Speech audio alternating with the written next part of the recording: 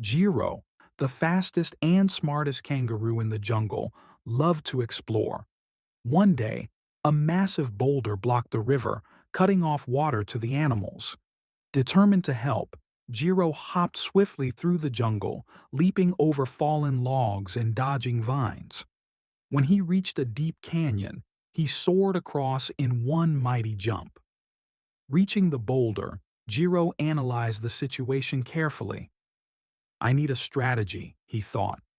Spotting a loose rock in the way, he kicked it aside, clearing a path for water to flow again.